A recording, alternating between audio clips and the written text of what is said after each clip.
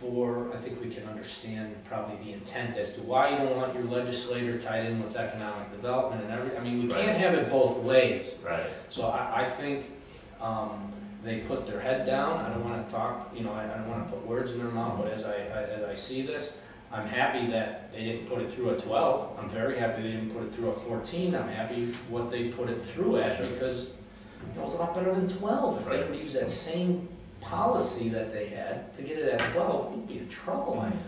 So that was the problem. And me as the representative, I would have expected a little heads up so I could have had time to meet with the people that I've been talking to. And that was the problem I had. I looked like I was the cat that ate the canary coming out of that room. Right. And that was a problem. I think the more I turn the page and look through this stuff, and the fact that AES seems to be coming through, good decision overall, but just the way it was handled, PR-wise. I believe so, and I think half of the residents out there concur with that. It is a coin toss, and I'm ready to work with all of them. I want to work. I'll work with anybody. But we've got to move past this issue, and I think we can. I think that there's a lot of rhetoric flying around, and I can't wait until this is over, and I'm not in this to lose, and I can't wait to get back to work with the people, the school district, anybody out there, so we can continue on. And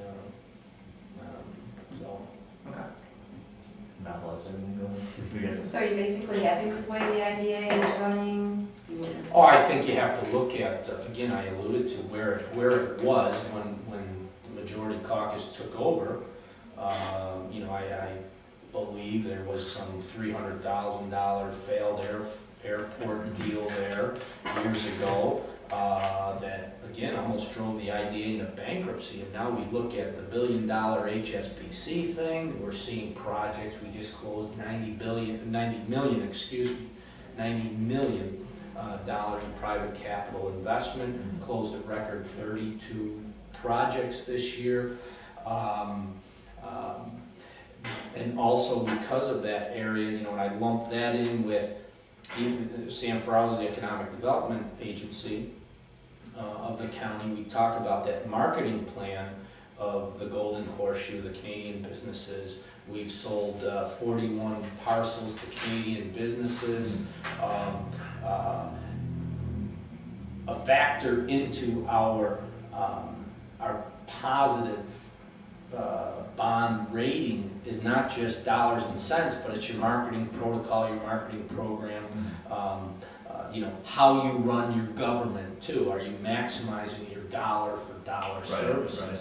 And I think, again, we have to look at outcomes and lay the rhetoric where it belongs. Objectively, Big Brother, Moody's, one of the most solid investment grading firms, has no political ties to the area, calls it like they think they see it, and says, we're moving in the right direction, we're taking away some negative marks on your credit. And so yes, I'm excited about the direction under the legislative majority that the IDA has taken. I can't be happy with every fine detail within the government, but overall, you look at where we're advancing, and I think you look at where we were to where we are today, some good things are happening. Are the checks and balances there? I mean, is there enough to know that, yes, they might be doing a good job, but they're checking with you guys, or you have a way of overseeing? Sam Ferraro, I know, passes out confidential memorandum on the underperformers, and where we have steps in place to make sure those underperformers are at least on the radar, and you can manage, and there is something there through Sam Ferraro's office that two jobs behind, or behind on their pilot payment, things like that. You're talking to businesses that receive. Is that what you're asking? Well, I guess checks and balances as far as the personalities on the IDA board. Are there assessments going on? Every 6 months. This guy really isn't. I know there's a recent change. I think the guy from like Barker, Somerset area. Appleton. I don't know of any type of Right. you know, sit down that I'm having, you know, I'm not having anything. Right. We've tried to represent, again, one of the shiftings of that was to really have a diverse representation of buildings and trade, Okay. school, Right. hospital, Right. etc. Sure. Along down, you know, banking, Niagara Fall, Eastern End, etc. And you know, when we had our Eastern End rep taken off, I tried to put Steve LaRock in there, you know, but he was a superintendent of Barker Central Schools. So, you know, but you get outvoted, and we have, you know, a board that seems to work well. Did they see that as a conflict or something, or? You know, I don't know. You got Mike Tucker's in there, City Hawk. Yeah, I mean, I think that,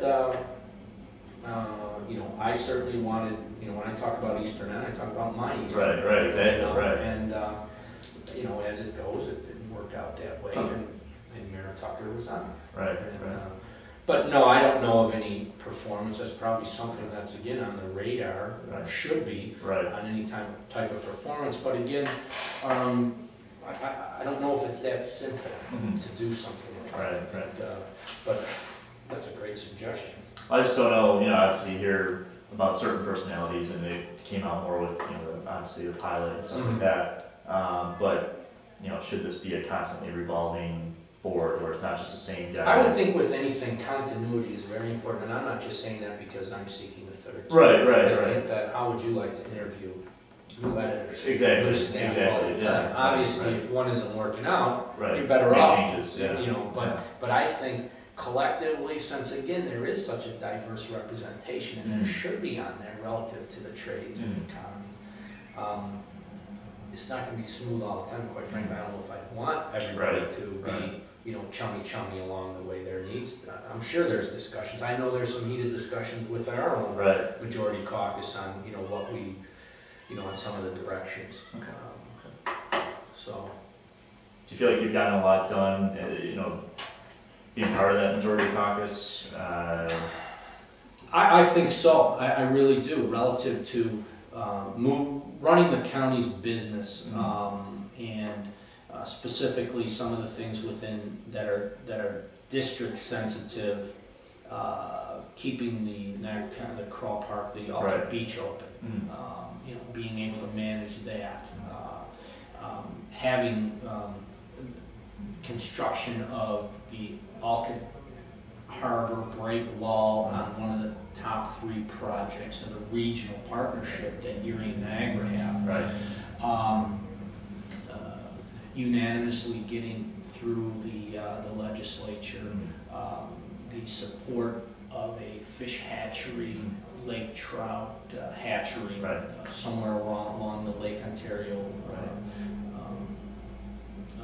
basin there, research center, you know, kind of, you know, when I think about, you know, I like to think big. I don't think we should settle for second best. You know, you hear of Buffalo being the medical corridor. Why can't we be the fishing corridor? So if you got a virus, you got something going on in your pond, man, you fly your carcass, your fish over here to get looked at. Yeah. You know, why can't we be the Cleveland Clinic of fish hatchery, fish development? We've got that stuff. Right.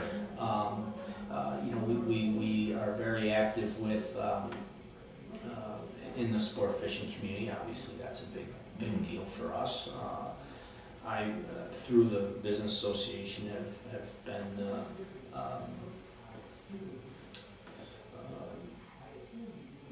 I guess the treasurer, non-elect, for the Lake Ontario Pro-Am, which used to be, it is now Skip Hartman.